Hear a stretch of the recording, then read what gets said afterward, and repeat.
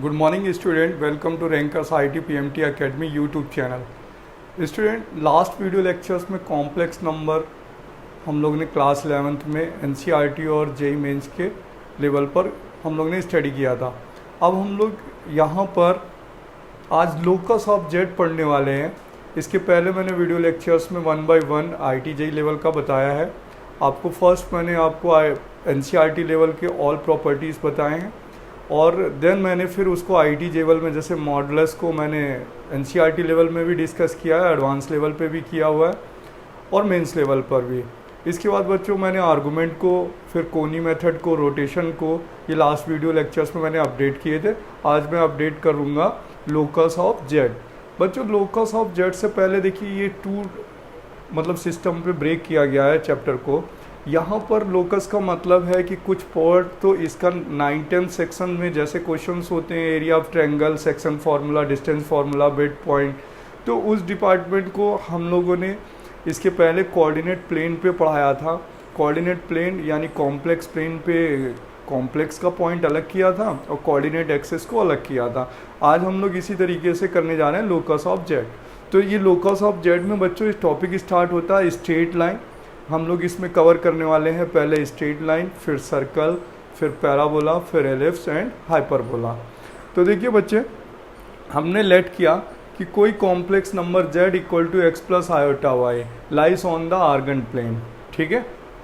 Locus क्या होता है बच्चों? Locus is a point which has a general equation and satisfied to curve. तो बच्चों यहाँ पर देखिए लोकस ऑफ कॉम्प्लेक्स नंबर, ठीक है, z equal to X plus iota Y lies on the complex plane. ठीक है, मीन्स आर्गन प्लेन बच्चों। ठीक है। तो z की वैल्यू जो x प्लस आयोटा वाई है ये लोकस है, कोई पॉइंट लिया गया है। इसके रिस्पेक्ट में हम जिस तरीके से स्ट्रेट लाइन पहले 2D में पढ़ते हैं कोऑर्डिनेट ज्योमेट्री में, उसी तरीके से हम कॉम्प्लेक्स प्लेन यानी आर्गन प्लेन पे भी पढ़ेंगे। तो सबसे पहली बच्चों आपको स्ट्रेट लाइन 2D में पता होती है। फर्स्ट टॉपिक है, हम लोग पढ़ेंगे द स्ट्रेट लाइन। ठीक है बच्चों। तो द स्ट्रेट लाइन को हम लोगों ने सबसे पहले यहाँ पर कोऑर्डिनेट ज्योमेट्री का सेक्शन बनाएंगे बच्चों। कोऑर्डिनेट ज्योमेट्री में, तो कोऑर्डिनेट ज्योमेट्री में हम लोग ने फॉर्मूले पढ़े हुए बच्चों। सबसे पहले देखिए एक लाइन होती है, उसका जनरल इक्वेशन आप लोग पढ़ते हैं ax plus B y equal to 0, right, first form. या पढ़ते हैं y equal to M x plus c, या एम एक्स, सॉरी, ओरिजिन से पास होती है। तो लिखा जाता है it is passing through origin, it is passing through origin. ठीक है, यानी ये जो लाइन है वो कहाँ से पास हो रही है? ओरिजिन से। Having slope m, having slope, ठीक है, m। और बच्चों यहाँ से करेंगे तो स्लोप m आएगी और यहाँ से करेंगे तो स्लोप क्या आती है? Minus a upon b। तो बच्चों इसका ग्राफ जो बनता है कोऑर्डिनेट एक्सिस पे बनता है और इसको हम बनाते हैं y equal to M X, और ये ओरिजिन से पास हो रही है, ये स्ट्रेट लाइन है y equal to M X, slope इसकी थीटा है। तो बच्चों ये तो हमने कोऑर्डिनेट ज्योमेट्री पे ड्रॉ करा है। इसी तरीके से हम कॉम्प्लेक्स प्लेन पे अगर हम इसे बनाते हैं कॉम्प्लेक्स प्लेन पर, तो इसकी इक्वेशन लिखी जाती है बच्चों a bar z plus a z bar equal to 0।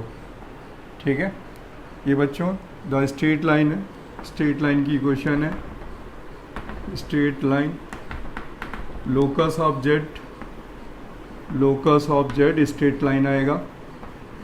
ठीक है, straight line, locus of z straight line where a and z both are complex, where a and z both are complex। ठीक है बच्चों, a भी complex है और Z भी complex है और ए बार जेड बार कॉन्जुगेट कॉम्प्लेक्स हैं ए एंड जेड के। ठीक है बच्चों, तो देखिए यहाँ पर इक्वेशन किस टाइप से लिखी होगी। सपोज दैट एक एग्जांपल लेते हैं, यहाँ पर इस टाइप से लिखी होगी 3 - 4 iota into of Z plus यहाँ पर है 3 + 4 iota into of Z bar equal to 0। ये कोई एग्जांपल है बच्चों, इसमें लोकस हम लोग फाइंड करने हैं कि find the locus of Z. तो आप इसे कैसे करेंगे, जेड की वैल्यू आप पुट करेंगे x + iota Y, Z bar की वैल्यू पुट करेंगे x - आयोटा वाई। तो यहाँ पर हो जाएगा 3 - 4 आयोटा, जेड की value x + iota Y put कर लेंगे 3 + 4 आयोटा, और जेड बार की वैल्यू पुट करने वाले हैं x - आयोटा वाई। बच्चों मल्टीप्लाई कर देंगे आप लोग 3x, ठीक है, फिर कितना 3 आयोटा वाई, फिर माइनस का 4 आयोटा x और माइनस आयोटा स्क्वायर -1 + 4y हो जाएगा। तो बच्चों सेम हियर होगा 3x - 3 iota y + 4 iota x plus का 4y। आयोटा बेटा इमेजनरी, इसमें सारे पार्ट कैंसिल हो जाएंगे। देखिए 3 आयोटा y 3 आयोटा y 4, तो ये जाएगा 6x + 8y = 0। 2 से डिवाइड कर दें तो 3x + 4y = 0। यानी अगर हम यहाँ से स्लोप फाइंड करें तो -3/4 आएगी। बच्चों ये कोऑर्डिनेट ज्योमेट्री के साथ मैं इसको आपको कंपैरिजन करके आपको टीच कर रहा हूँ। देखिए यहाँ पर क्या हुआ, स्लोप कितनी आ जाएगी -3/4। तो ये तो बच्चों कॉम्प्लेक्स में स्ट्रेट लाइन थी, हमने इसको लोकस लिया तो ये as a coordinate geometry work करने लगी। तो बच्चों यहाँ पर स्लोप हमें मिल रही -3/4 मिल रही है। क्या मिल रही है? -3/4। तो बच्चों यहाँ पर जो ये इक्वेशन है a bar Z plus a Z bar = 0, तो हम इसको किस तरीके से रिप्रेजेंट कर सकते हैं कि यहाँ पे स्लोप आ रही है -3/4। तो यहाँ से हम लिख सकते हैं, देखिए स्लोप इक्वल टू यहाँ लिख सकते हैं रियल a, क्या लिख सकते हैं, रियल ए। देखिए a की वैल्यू कितनी है यहाँ पर 3, तो माइनस है तो माइनस रियल ए अपॉन, और यहाँ पर 4 है तो लिख सकते हैं इमेजनरी a। तो स्लोप का फॉर्मूला क्या बन गया, -real a upon imaginary A. Slope का फॉर्मूला यहाँ पर क्या मिल गया, माइनस का रियल ए अपॉन इमेजनरी ए। आप इसे लिख सकते हैं पहले।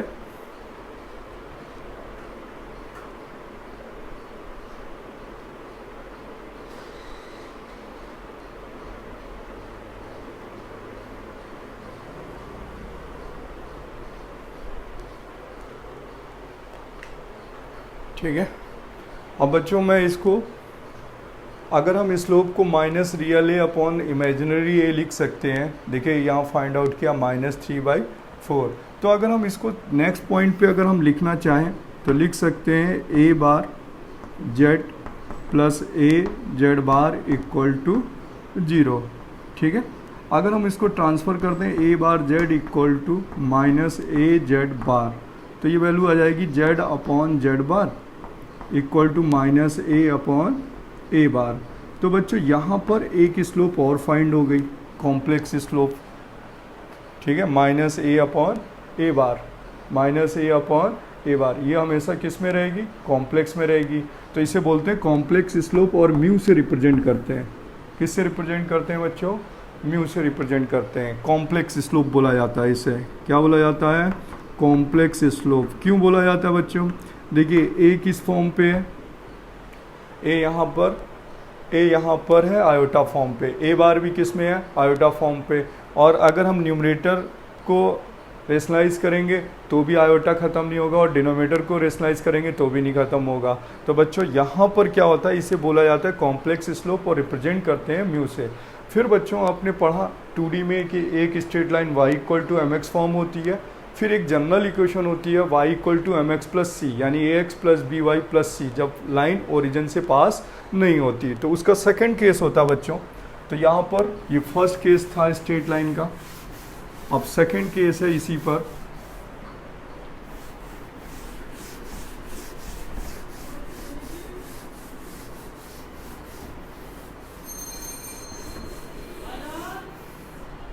देखिए सेकंड केस है कोऑर्डिनेट ज्योमेट्री में। हम लोग बच्चों लाइन की इक्वेशन पढ़ते हैं, ax plus B Y plus C equal to 0 पढ़ते हैं ना, y equal to M x plus c. ठीक है, वेयर क्या होता है, वेयर सी वाई इंटरसेप्ट होता है, y इंटरसेप्ट होता है और m स्लोप होती है। ठीक है, और ये लाइन ओरिजिन से पास नहीं होती है, सपोज दैट ऐसे। ठीक है, या यहाँ से आप ड्रॉ कर लीजिए, ये ओरिजिन है 0 और 0, आप यहाँ से ड्रॉ कर लीजिए इसे।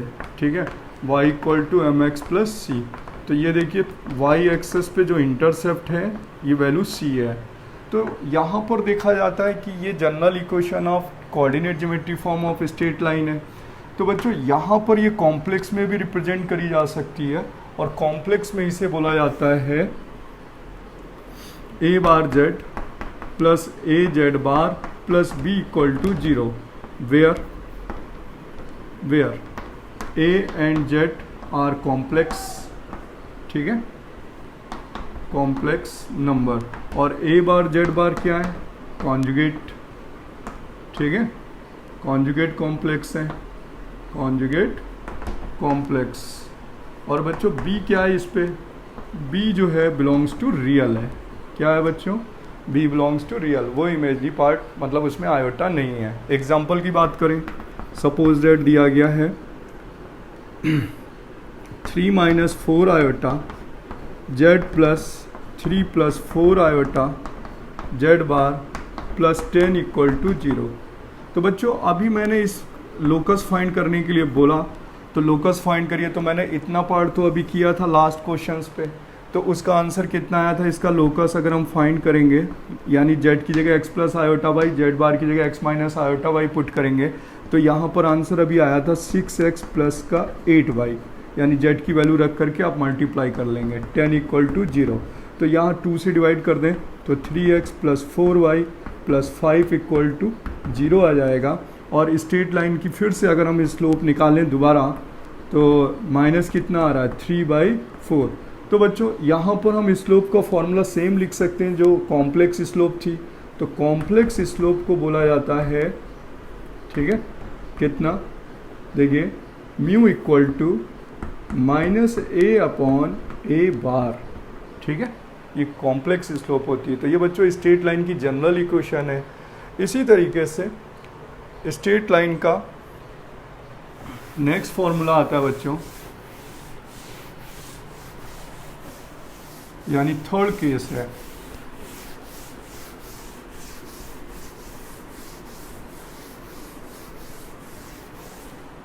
देखिए थर्ड केस को बोला जाता है बच्चों non parametric form of line. तो बच्चों देखिए यहाँ पर देखिए ये कोई लाइन है जिस पर एक Z1 पॉइंट है, एक Z2 है, और ये लोकस ऑफ Z है, लोकस ऑफ Z। अगर हम देखें तो आप जानते हैं ये स्ट्रेट लाइन है, तो कॉलोनियर पॉइंट्स होंगे। क्या होंगे, कॉलोनियर पॉइंट्स होंगे।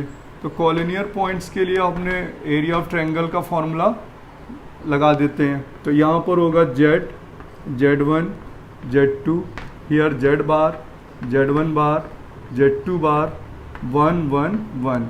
ठीक है, एरिया ऑफ ट्रायंगल 1/2 करके जो फॉर्मूला था बच्चों, उसी से कॉलोनियर पॉइंट्स का लोकस निकाल रहे हैं। तो इक्वल टू क्या हो जाएगा, 0। तो बच्चों ये है non parametric form of line.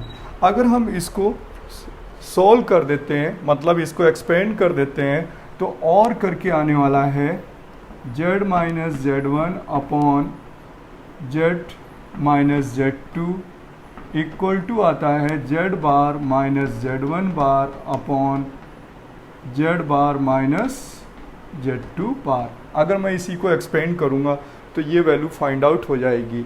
ठीक है, clear, Z minus Z1 upon Z2 minus Z1 find होगी बच्चों, Z2 माइनस Z1, यहाँ पर Z2 बार माइनस Z1 बार, ये फाइंड होगी। देखिए कैसे फाइंड होगा मैं बताता हूँ। Z माइनस Z1 का स्लोप Z माइनस Z2 के स्लोप के इक्वल होगा। ठीक है, यानी ये स्लोप जो है वो इस स्लोप के इक्वल रख देंगे, तो इसी का एक्सपेंशन ये प्रूव होने वाला है। ठीक है, अब यहाँ पर non parametric form of line आ गई। फोर्थ पॉइंट होता है कि पैरामेट्रिक फॉर्म ऑफ लाइन क्या होती है। तो पैरामेट्रिक फॉर्म ऑफ लाइन, तो बच्चों जैसे जिस टाइप से सेक्शन फार्मूला लिखते हैं ना, इस टाइप से सेक्शन फार्मूला हम लिखते हैं ना। सेक्शन फार्मूला क्या लिखते हैं, M1 Z2 plus M2 Z1 upon M1 plus M2। ये बच्चों सेक्शन फार्मूला लिखते हैं। तो स्ट्रेट लाइन इसी फॉर्म पे लिखी जाती है। Straight line locus of Z form पे होती है। तो लोकस ऑफ जेड फॉर्म होती है बच्चों T इंटू, ठीक है, Z2 plus 1 minus T into Z1 upon, दोनों का सम ऐड करिए तो देखिए क्या हो जाएगा, M1 प्लस M2 करिए तो T plus 1 minus T, then T से T कैंसिल हो जाएगा तो T इक्वल टू आ जाएगा T Z2 plus 1 minus T Z1। ठीक है, ये इसकी कौन सी फॉर्म आ गई, parametric form of straight line आ गई। नोट कर लीजिए बच्चों।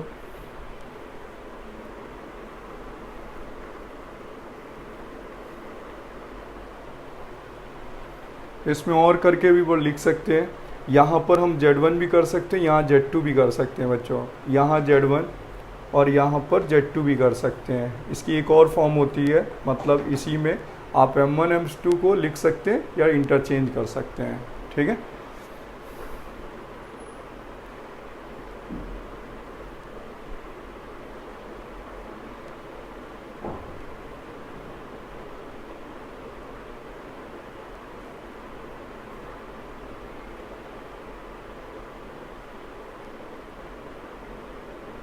लिख लिया बच्चों। अब आता है फिफ्थ पॉइंट, आता है स्लोप के लिए आता है बच्चों। ठीक है, किसके लिए आता है, स्लोप के लिए। ठीक है, अब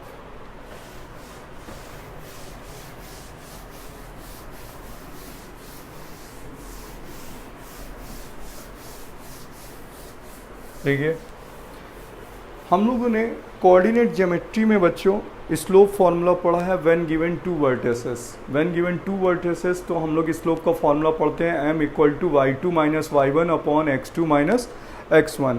पढ़ते हैं ना बच्चों, ठीक है ना, क्या पढ़ते हैं, m equal to y2 minus y1। तो बच्चों फिफ्थ पॉइंट आता है स्लोप ऑफ लाइन। तो अगर हम देखें तो इसे पढ़ते थे यहाँ पर x1 y1 और यहाँ पर b x2 y2। ठीक है, b पॉइंट है और यहाँ पर ये थीटा। तो हम equal to m equal to पढ़ते थे tan theta equal to y2 minus y1 upon x2 minus x1। तो बच्चों ये कोऑर्डिनेट ज्योमेट्री में रिप्रेजेंट करी जाती थी। किस पे रिप्रेजेंट करी जाती थी, ये कोऑर्डिनेट ज्योमेट्री में रिप्रेजेंट करी जाती थी। बट अब हम इसे कॉम्प्लेक्स स्लोप में कैसे रिप्रेजेंट करेंगे। ठीक है, कॉम्प्लेक्स स्लोप में हमने दो पॉइंट लेट करा कि A Z1 है एंड B Z2 है, लाइस ऑन कॉम्प्लेक्स प्लेन। ठीक है, जब हम इसे कॉम्प्लेक्स प्लेन पे एज्यूम करेंगे तो यहाँ पर देखिए क्या होगा, स्लोप को बोला जाता है कॉम्प्लेक्स स्लोप। ठीक है, स्लोप जो होती है वो कॉम्प्लेक्स स्लोप बोली जाएगी और म्यू से रिप्रेजेंट होगी और इसका फॉर्मूला होता है Z1 माइनस Z2। अब देखिए ये लिखा हुआ है y2 माइनस y1, तो हम इसे Z2 माइनस Z1 लिख सकते हैं अपॉन Z2 बार माइनस Z1 बार लिख सकते हैं इसी फॉर्म से। तो ये बच्चों कॉम्प्लेक्स स्लोप है। इसके बाद आप लोग पढ़ते हैं क्लास 11 की कोऑर्डिनेट ज्योमेट्री में कि पैरेलल लाइंस क्या होती हैं, परपेंडिकुलर लाइंस क्या होती हैं। तो उसी केस के लिए हम बनाना चाहते हैं आपको एक इस पे पॉइंट डाल देते हैं। First point, if μ1 and μ2 are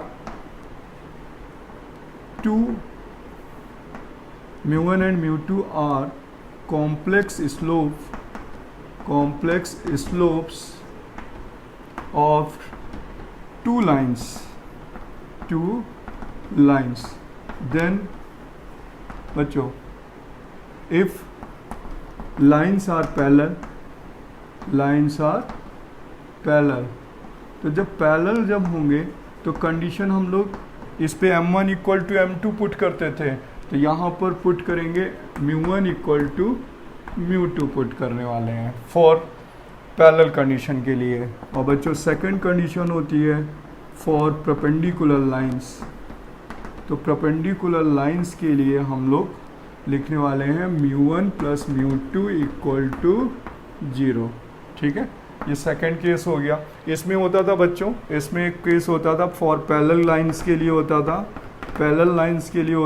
m1 equal to m2, और इस पे होता था परपेंडिकुलर लाइंस के लिए m1 m2 equal to -1, but इस वाले केस पे है μ1 प्लस μ2 इक्वल टू 0। ठीक है, अब क्या हुआ बच्चों, अब आता है कॉम्प्लेक्स स्लोप करने के बाद इसमें देखिए आयोटा फिनिश नहीं होता, यानी आप चाहे न्यूमरेटर को करें रेशलाइज, चाहे डिनोमिनेटर को रेशलाइज करें। ठीक है,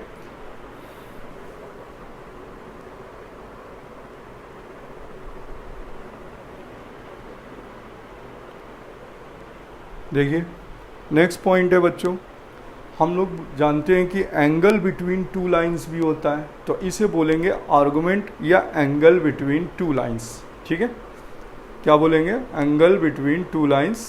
ठीक है, या आर्गुमेंट। तो देखिए क्या करना होता है,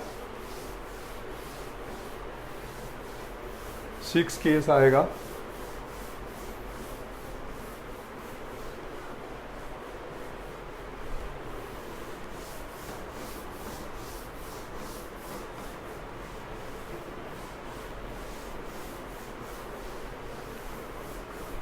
ये 6 केस है बच्चों यहाँ पर।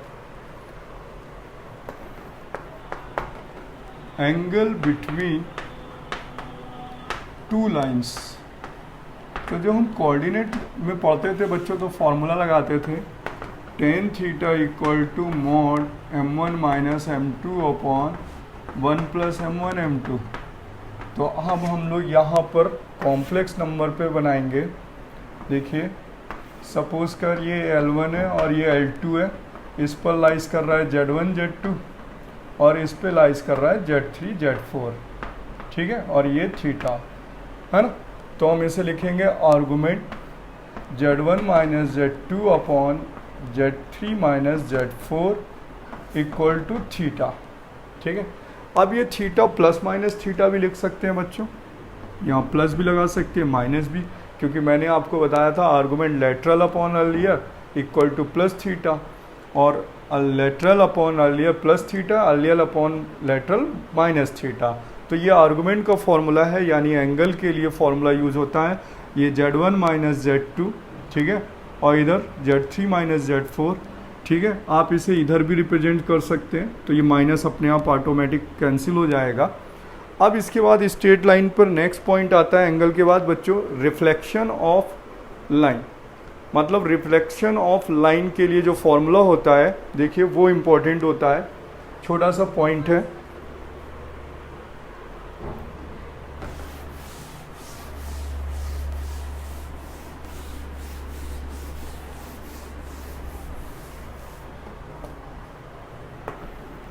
सेवंथ केस है रिफ्लेक्शन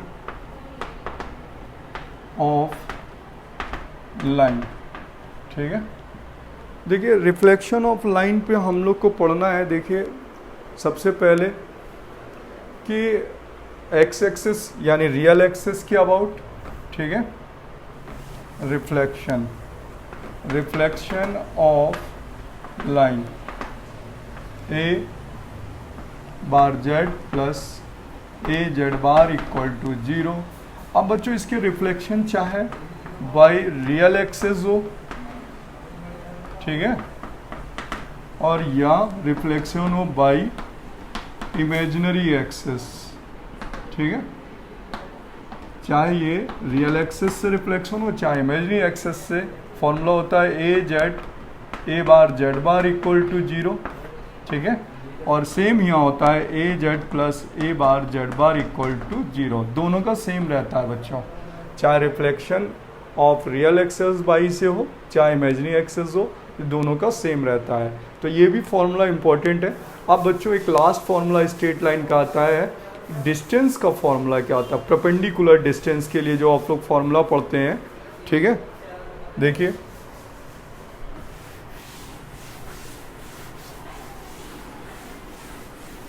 सेवंथ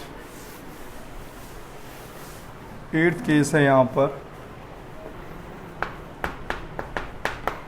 परपेंडिकुलर डिस्टेंस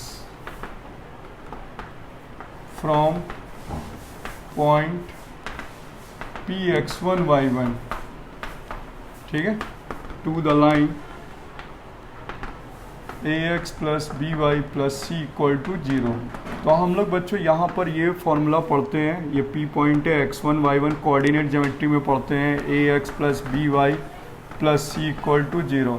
तो ये डिस्टेंस परपेंडिकुलर डिस्टेंस के लिए आप लोग पढ़ते हैं formula mod ax1 plus B y one plus c upon under root a square plus b square. अब हमें इसे कॉम्प्लेक्स में रिप्रेजेंट करना है, तो कॉम्प्लेक्स में बच्चों फॉर्मूला होगा, कॉम्प्लेक्स प्लेन पे फॉर्मूला होगा इसका, आर्गन प्लेन पे इसका फॉर्मूला होगा कि यहाँ पर हमने एक लाइन ली है straight line A bar Z plus A Z bar plus B equal to 0, और ये कोई पॉइंट है एज्यूम किया गया Z1, क्या Z1। बच्चों यहाँ से हमें ये डिस्टेंस फाइंड करनी है Z1 के लिए। तो देखिए इसमें ये पॉइंट इस पर सेटिस्फाई कराया है ना, तो ये पॉइंट भी इसमें सेटिस्फाई करा देते हैं। तो बच्चों D का जो फॉर्मूला होगा डिस्टेंस का होगा A bar Z1 plus A Z1 bar plus B upon 2 mod of A, 2 mod of A, ये डिस्टेंस का फॉर्मूला होगा बच्चों। तो इनको नोट कर लीजिए आप।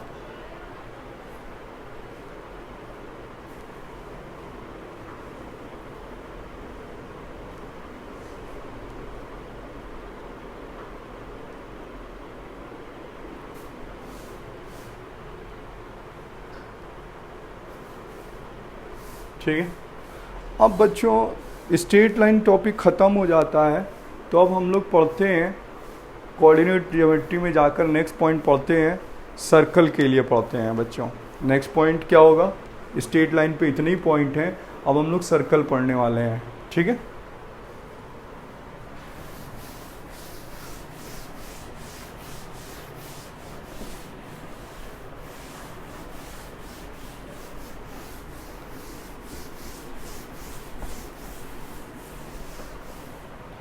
देखिए सबसे पहले अब हम लोग सेकंड केस पढ़ने जा रहे हैं, बी सर्कल।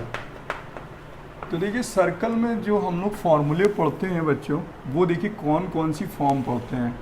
सर्कल जो है हम लोग पहले यहाँ पर कोऑर्डिनेट पे लिख रहे हैं इक्वेशंस, ठीक है, कोऑर्डिनेट इक्वेशन, ठीक है, और यहाँ पर लिख रहे हैं कॉम्प्लेक्स इक्वेशन, कॉम्प्लेक्स इक्वेशन, ठीक है। तो सबसे पहली फॉर्म आप लोग जानते हैं, जब सर्कल का सेंटर ओरिजिन पे होता है, कहाँ पर होता है बच्चों, ओरिजिन पे होता है। तो इसका फर्स्ट केस लिखते हैं। देखिए आप यहाँ पर जब इस टाइप से सर्कल ड्रॉ करते हैं तो यहाँ लोकस होता है x, y, और ये सेंटर होता है, ठीक है, 0, 0, और ये रेडियस। तो आप लिखते हैं सर्कल का इक्वेशन लिखते हैं x² plus y² equal to r², right. पहला फॉर्म आप यही लिखते हैं ना। तो हम लोग यहाँ पर अगर बात करें कि ये लोकस है z, ये क्या है बच्चों, लोकस, कॉम्प्लेक्स प्लेन है ये, और ये लोकस है और ये 0 है, ठीक है। तो यहाँ देखिए ये डिस्टेंस है और यहाँ पर ये रेडियस है, तो यहाँ पर ये डिस्टेंस क्या होगी, ठीक है, mod z² equal to r। अगर बच्चों आप इसे मॉड z में लिखेंगे तो मॉड z का मतलब तो हो गया √x² प्लस y²। तो अंडर रूट के लिए इसको आपको स्क्वायर करना होगा, ठीक है। यानी आप अगर हम यहाँ बात करें तो mod z equal to r, ये बिल्कुल सही फॉर्म लिखी है, क्योंकि जब हम इस पे लिखेंगे तो देखिए इसको क्या लिख सकते हैं, under root X square plus Y square equal to R, squaring both side करेंगे तो देखिए इक्वेशन फॉर्म आ गई, ठीक है ना। यानी इसका सेंटर क्या है, सेंटर इसका 0 0 है, देखिए इसका सेंटर 0 0, रेडियस आर, तो इसका सेंटर हम लोग क्या लिखते हैं 0, 0 और जो रेडियस होती है वो क्या लिखते हैं आर। तो इस सर्कल की इक्वेशंस पे अगर हम बात करें तो हम इसको और भी रिप्रेजेंट कर सकते हैं, या तो mod Z equal to R लिख सकते हैं बच्चों, या तो हम इसके mod Z square equal to R square लिख सकते हैं। और mod Z square Z bar के इक्वल नहीं होता है ना बच्चों, मैंने आपको पढ़ाया था कि मॉड जेड स्क्वायर क्या होता है जेड बार। तो बच्चों या तो सर्कल की इक्वेशन कॉम्प्लेक्स में mod Z equal to R होगी, या तो Z bar square equal to R square होगा।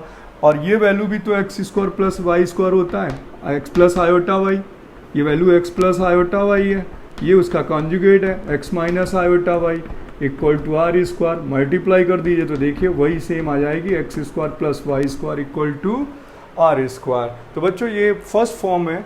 सेकेंड फॉर्म आप लोग जानते हैं, जब सर्कल यहाँ से शिफ्ट कर जाता सेंटर से, सपोज दैट सर्कल का सेंटर हो जाता था h, k होता था ना बच्चों, तो यहाँ पर p होता था लोकस x, y, ठीक है, ये रेडियस है। तो आप सर्कल की इक्वेशन लिखते थे x माइनस एच का whole square plus Y minus K का whole square equal to R square. तो सेंटर आप लिखते थे इस केस में h, k और रेडियस r हो गई, ठीक है।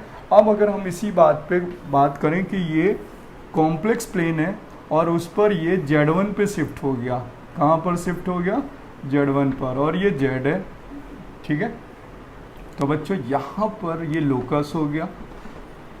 अब हम इसको मॉडुलस से रिप्रेजेंट करेंगे तो यहाँ लिखा जाएगा mod Z minus Z1 equal to R, where Z1 क्या होगा सेंटर, वेयर Z1 क्या होगा, वेयर Z1 क्या होगा बच्चों, centre of circle, centre of circle. Example की बात करें तो ऐसे दिया जाता है बच्चों, देखिए इस टाइप से लिखा होता है mod Z minus 3 minus 4 iota equal to 5।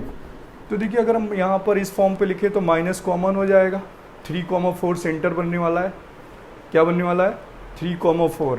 देखिए माइनस कॉमन ले लेंगे तो सेंटर बनेगा, मैं एक बार इसको रिप्रेजेंट करके ही आपको दिखा देता हूँ। देखिए z की वैल्यू आप लिखेंगे ना x plus iota Y minus 3 minus 4 iota, और देखिए इसमें कॉमन ले लेते हैं रियल वाले तो x minus 3 plus iota common ले लेते हैं तो y माइनस 4, और आप इसका मॉड ओपन करें तो क्या ब्रेक होगा, अंडर रूट x माइनस 3 का whole square plus y minus 4 का whole square equal to 5। Squaring कर देंगे तो देखिए सर्कल की इक्वेशन आ जाएगी सेम फॉर्म पे। तो सेंटर क्या मिला 3, 4, तो सेंटर इस केस के लिए होता है बच्चों Z1 मतलब 3, 4, रेडियस 5, क्लियर।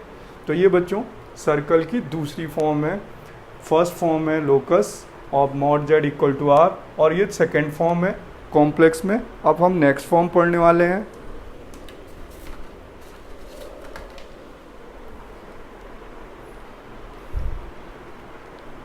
लिख लीजिए आप लोग,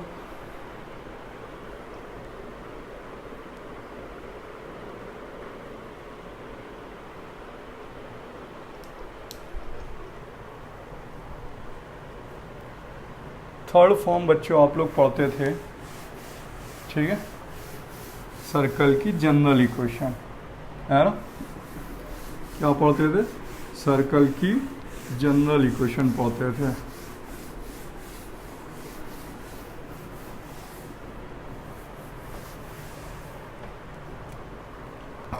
थर्ड फॉर्म पे आया बच्चों जनरल इक्वेशन ऑफ सर्कल। ये लिखते थे आप लोग X square plus Y square plus 2gx plus 2fy plus c equal to 0। तो बच्चों ये जो वैल्यू है स्ट्रेट लाइन इतना हुआ और इतना X square plus Y square हुआ, सेंटर आप लिखते थे इसका -g एंड -f, और रेडियस लिखते थे अंडर रूट जी square plus F square minus का सी। तो कॉम्प्लेक्स में हम इसे लिखने वाले हैं कॉम्प्लेक्स फॉर्म पे। सर्कल की इक्वेशन को देखिए, ये जो वैल्यू है ये मॉड जेड स्क्वायर की वैल्यू है या जेड जेड बार की वैल्यू, इतनी वैल्यू क्या है जेड जेड बार, तो ये वैल्यू हो गई जेड जेड बार, और इतनी वैल्यू स्ट्रेट लाइन है बच्चों। तो स्ट्रेट लाइन की इक्वेशन क्या थी, a bar Z plus A Z bar plus B equal to 0। तो बच्चों ये सर्कल की जो इक्वेशन होती है वो इस फॉर्म पे लिखी जाती है जेड जेड बार। ये जो वैल्यू है ये वैल्यू देगा X square plus Y square, right बच्चों। और ये इतना स्ट्रेट लाइन का पार्ट है, और ये X square plus Y square homogeneous का केस है, x square plus Y square. तो सर्कल, इसमें लोकस ऑफ जेड क्या मिलेगा, सर्कल मिलेगा, यानी ये सर्कल की जनरल इक्वेशन है कॉम्प्लेक्स फॉर्म पे। अब इसमें जब सेंटर निकालते हैं तो माइनस जी और माइनस एफ लिखते हैं बच्चों। इसी तरीके से हम लोग जब इसमें सेंटर निकालेंगे तो उसका फॉर्मूला होगा माइनस का ए, इरा ए माइनस ए, और रेडियस जब निकालेंगे तो उसका फॉर्मूला होगा अंडर रूट ए बार माइनस बी। देखिए एक एग्जांपल समझाते हैं, इसको हम एग्जांपल से समझाते हैं आपको। तो देखिए लिखा हुआ है Z Z bar plus 3 minus 4 iota into Z plus 3 plus 4 iota into Z bar plus 10 equal to 0। कहता find the centre of radius, और लोकस भी बताना है। तो ये वैल्यू आप क्या लिखने वाले हैं, x square plus Y square, ये value x plus iota y, x minus iota y multiply करेंगे ये आ जाएगा। और बच्चों जब जेड का लोकस रखेंगे ना, इस पर इतना कैलकुलेट करके मैंने स्ट्रेट लाइन पे दिखाया आप लोगों को, है ना। तो जब हम इसको सॉल्व करेंगे तो आता है 6x प्लस 8y। कैसे बच्चों, यहाँ x plus iota Y put कर देना, यहाँ x minus iota Y plus 10। Clear. अब यहाँ से देखिए हमें सेंटर क्या मिलेगा, आप लोगों ने पढ़ा है इसको, सेंटर क्या होता है माइनस जी और माइनस एफ।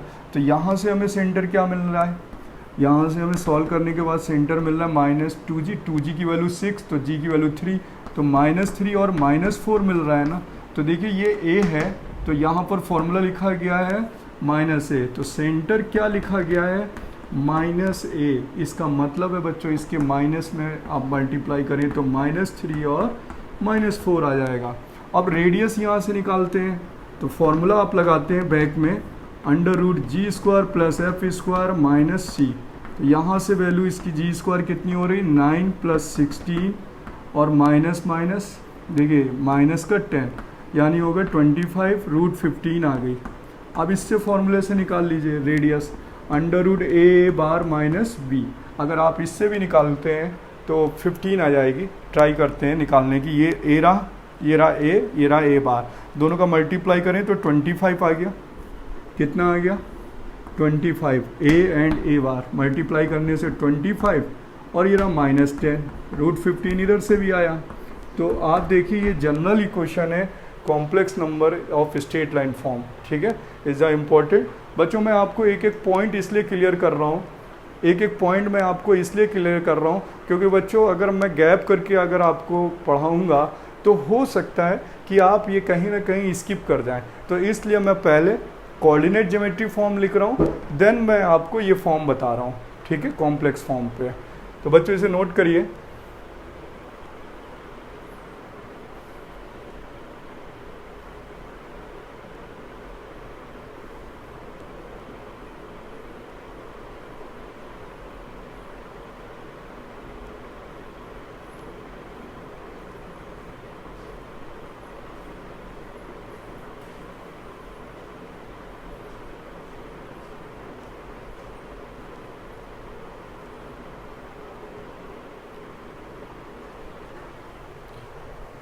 देखिए इसके बाद नेक्स्ट फॉर्म आती है, थर्ड के बाद फोर्थ फॉर्म आती है, ठीक है।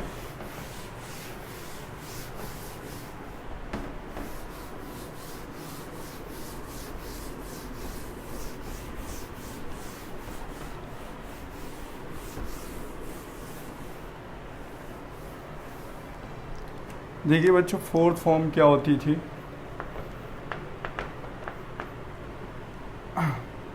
when given vertices of diameter, vertices of diameter, ठीक है, A x1 y1 and B x2 y2, then locus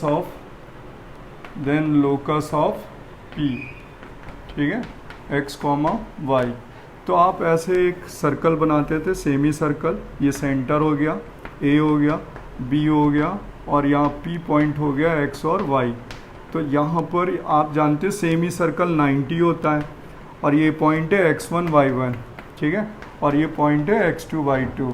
तो आपने देखिए इसका लोकस फाइंड करने के लिए m1 m2 इक्वल टू -1 कर देते हैं, m1 m2 इक्वल टू -1। देखिए स्लोप है m1 इन दोनों का, और m2 स्लोप है, और अप्लाई कर देते हैं आप लोग m1 m2 इक्वल टू -1। तो इससे जब आंसर आता है m1 की स्लोप क्या है यहाँ पर y माइनस y1, ठीक है, यहाँ आता है y minus y1 upon x minus x1, ठीक है, into of y minus y2 upon x minus x2 equal to -1। तो सर्कल की इक्वेशन निकल के आती है बच्चों x माइनस 1, सर्कल की इक्वेशन निकल के आएगी x minus x1 x minus x2 plus y minus y1 and y minus y2 equal to 0। ये सर्कल की इक्वेशन निकल के आती है तब, ठीक है बच्चों। इसी तरीके से अगर हम चाहें तो इसमें एक दूसरा केस भी लगा सकते हैं, पाइथागोरस थ्योरम, क्योंकि 90 है तो क्या होगा AB square equal to AP square और BP स्क्वायर, तब भी लोकस निकल आ सकता है। इसका दूसरा केस भी हो सकता है बच्चों, सेकंड केस है, ये फर्स्ट केस है, इसका सेकंड केस लगा सकते हैं, हाइपोटेनियस है, तो यहाँ लिख सकते हैं AB square equal to AP square plus BP square. इसमें दो केस से लोकस निकाला जा सकता था।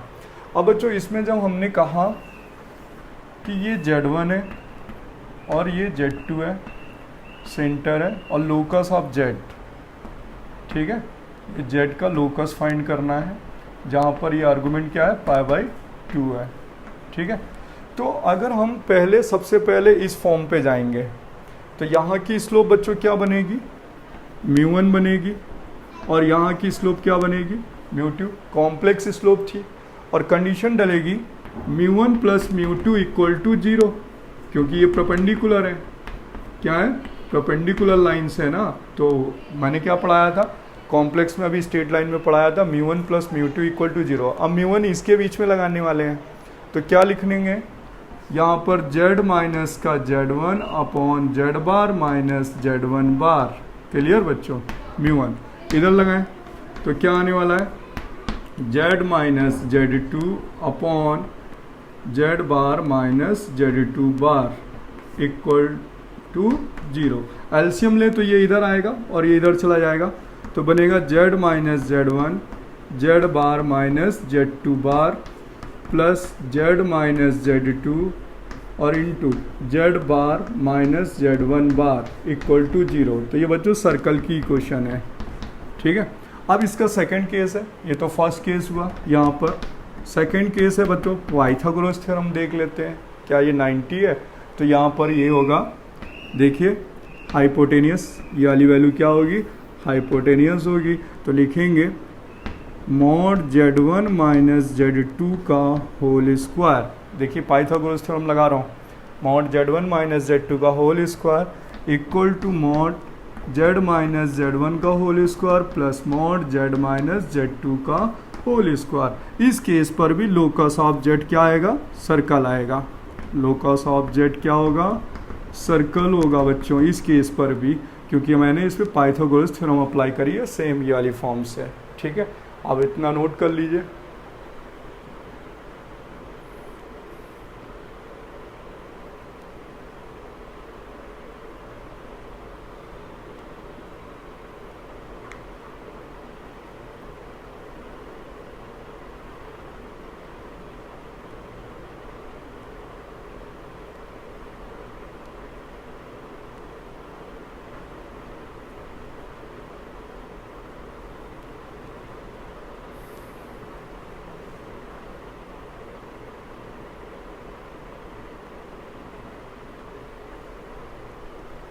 देखिए नेक्स्ट पॉइंट आता है बच्चों, फोर्थ के बाद फिफ्थ का आता है फिफ्थ केस। देखिए बच्चों फिफ्थ केस में क्या है यहाँ पर,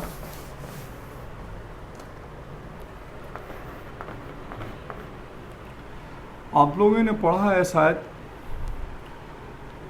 क्लास 10th में एक क्वेश्चन होता है locus of P which is equidistance. देखिए ये A है, ये कोई B है और ये लोकस है x, y, ठीक है। और हम लोग को बोला जाता है कि PA upon PB equal to K, clear. और बोलता है कि इफ़ K इक्वल नॉट 1, अगर K की वैल्यू 1 नहीं है देन लोकस ऑफ P क्या होगा, ये लोकस है पॉइंट का और ये कोई दो फिक्स पॉइंट हैं A1 B1 और A2 B2। तो बच्चों लोकस ऑफ P क्या होता है, सर्कल होता है, ठीक है। और इफ़ अगर K इक्वल टू 1 होता है तो परपेंडिकुलर बाइसेक्टर ऑफ लाइन होता है, बाइसेक्टर ऑफ लाइंस, ठीक है, अगर K की वैल्यू 1 होती है। तो इसको अगर हम यहाँ पे रिप्रेजेंट करना चाहें इस टाइप से, ठीक है, तो ये Z है, ये Z1 है और ये Z2 है। तो सबसे पहले हम इसको देखें PA यानी लेंथ, यानी लिख सकते हैं mod Z minus Z1 upon Z minus Z2 equal to K, ठीक है। लोकस हो गया ये Z का। तो अगर यहाँ पर बोलेंगे कि K की वैल्यू 1 नहीं है, जब K की वैल्यू 1 के इक्वल नहीं होगी तो लोकस ऑफ Z सर्कल होगा, लोकस ऑफ Z क्या होगा, सर्कल होगा। बट अगर K की वैल्यू इस पर 1 हो गई तो लोकस जो होगा वो परपेंडिकुलर बाइसेक्टर्स ऑफ लाइन होगा, perpendicular bisectors of lines. Clear बच्चों, इसको जल्दी से नोट करिए, फिर नेक्स्ट करते हैं।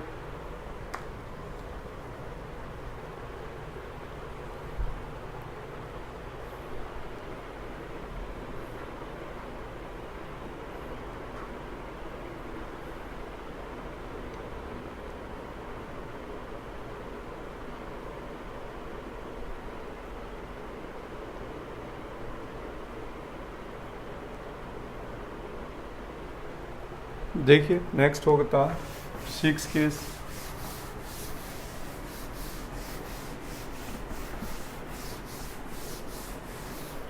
देखिए अब 6 केस इसी में डायरेक्टली बता देते हैं।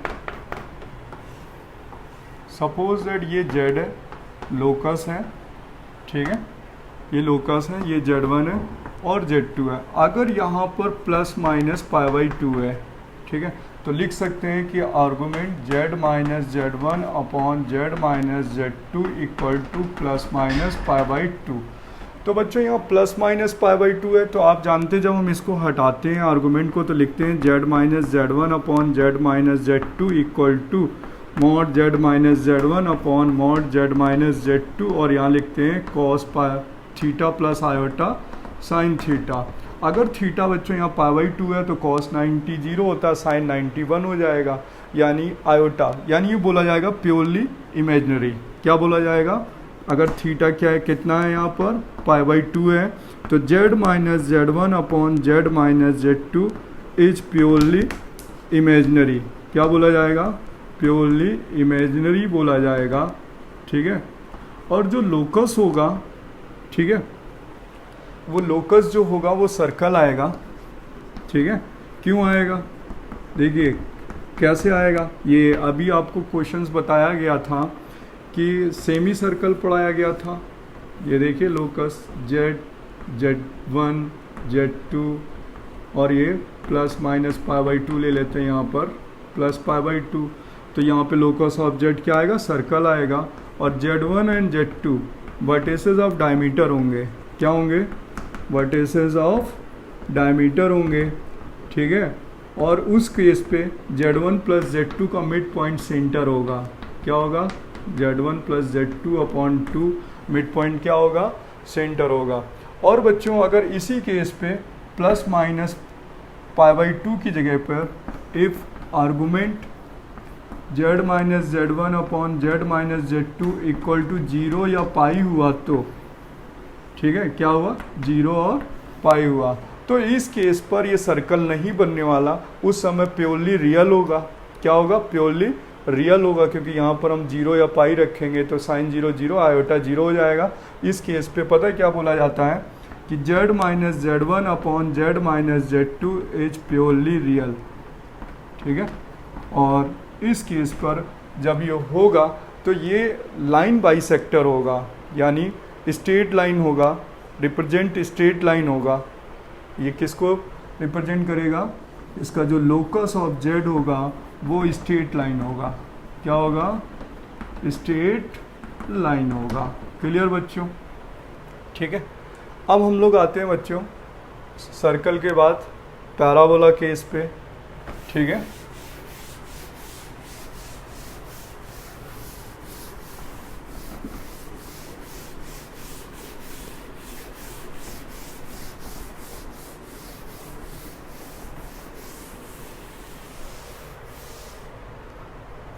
देखिए सी ए पैराबोला, ठीक है।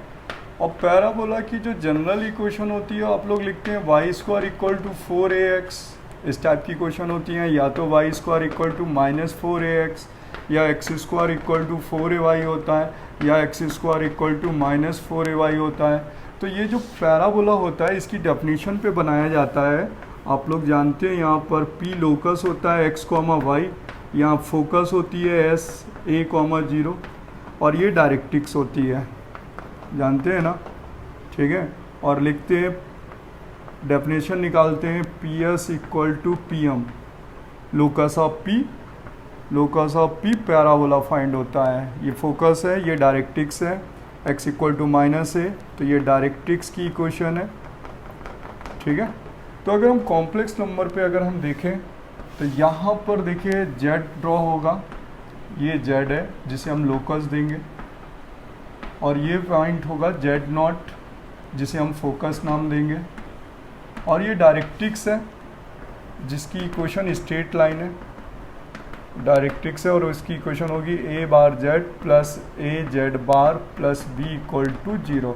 तो बच्चों यहाँ देखिए ये हो गया परपेंडिकुलर लेंथ, ये s हो गया और ये p हो गया, ठीक है। तो देखिए यहाँ पर हमने कहा कि P S equal to P M होगा, तो लोकस क्या होता है p का, लोकस p का क्या होता है, पैराबोला होता है इसका लोकस।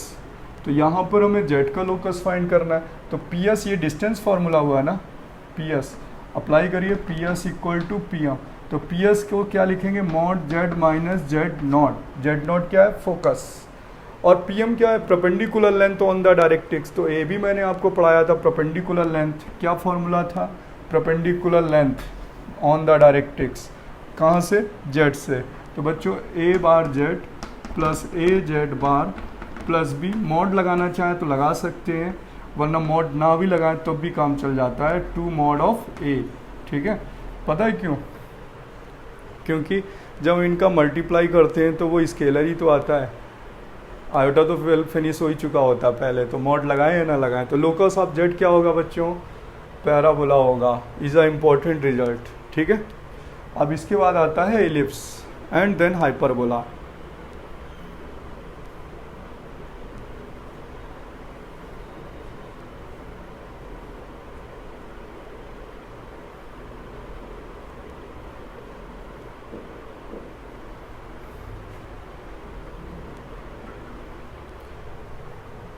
लिखिए नेक्स्ट, पैराबोला के बाद है एलिप्स, डी केस।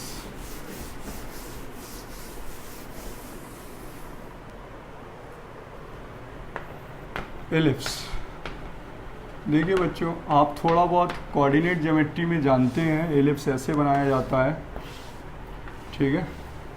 यहाँ P पॉइंट होता है, S होता है, और ये S डैश होता है, यहाँ AE, 0 होता है, यहाँ -AE, 0 होता है, और ये होता है major axis A and A dash, ठीक है।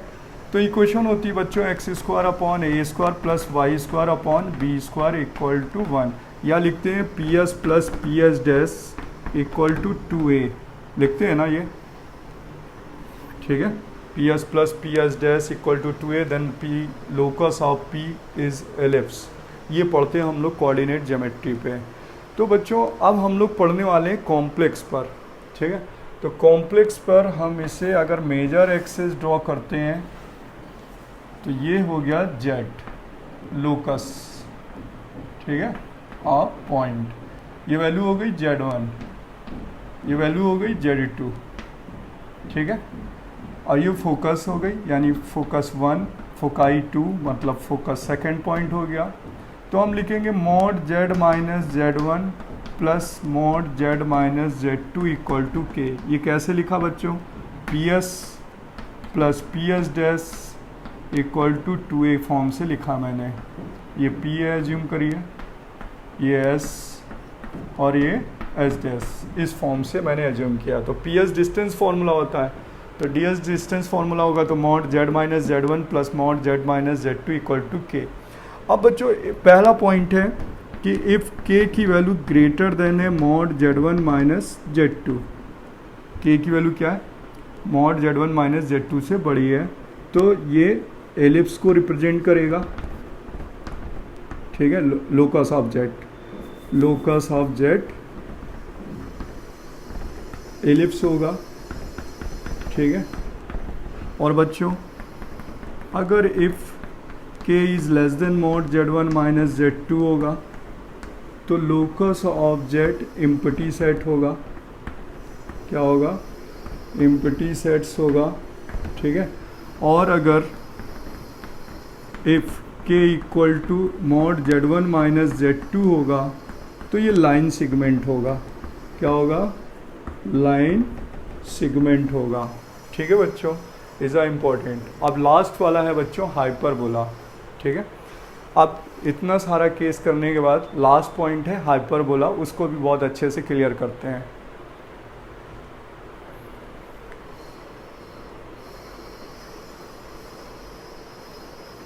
और बच्चों यहाँ Z1 और Z2 फोकाई होती हैं, Z1 और Z2 क्या होती है, फोकाई। लिख सकते हैं यहाँ पर वेयर Z1 Z2 क्या है, फोकाई है, ठीक है। और मॉड Z1 माइनस Z2 की अगर हम डिस्टेंस की बात करें तो पता क्या आ जाएगा, 2AE आ जाएगा इस केस से, ठीक है। अब ये हाइपरबोला लास्ट केस है।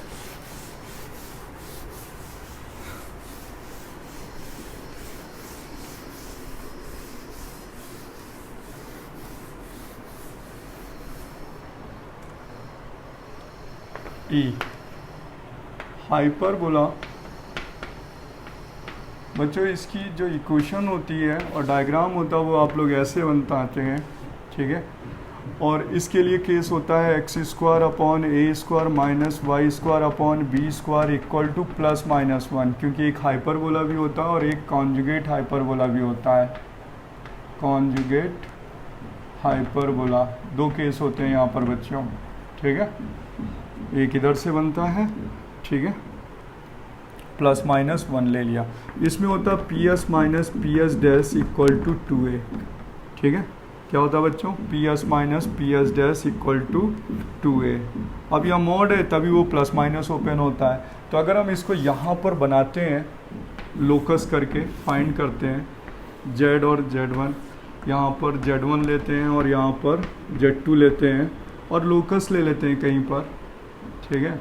ये लोकस है z का।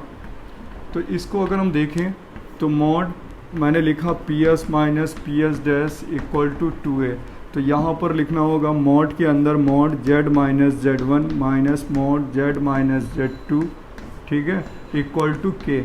और इस केस में पहला पॉइंट है कि इफ़ k लेस देन है मॉड z1 माइनस z2 तो लोकस ऑफ z हाइपरबोला होगा।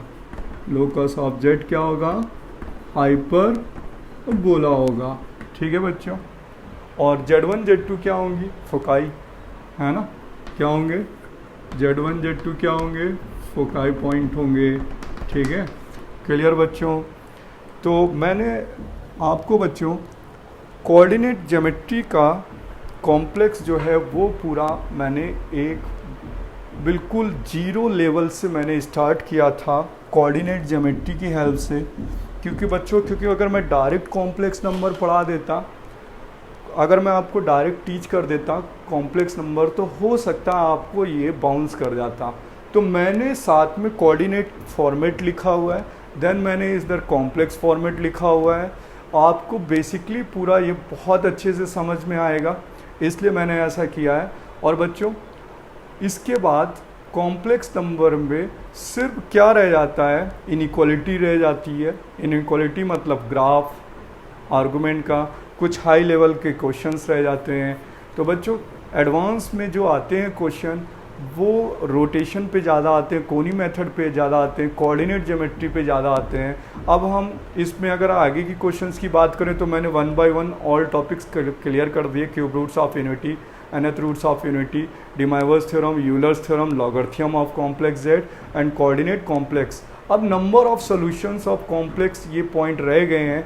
अब बच्चों हम अगले लेक्चर्स में उन्हीं को करेंगे और फिर क्वेश्चन की प्रैक्टिस करेंगे। तब तक के लिए बच्चों अगर ये मेरा चैनल आपको अच्छा लग रहा है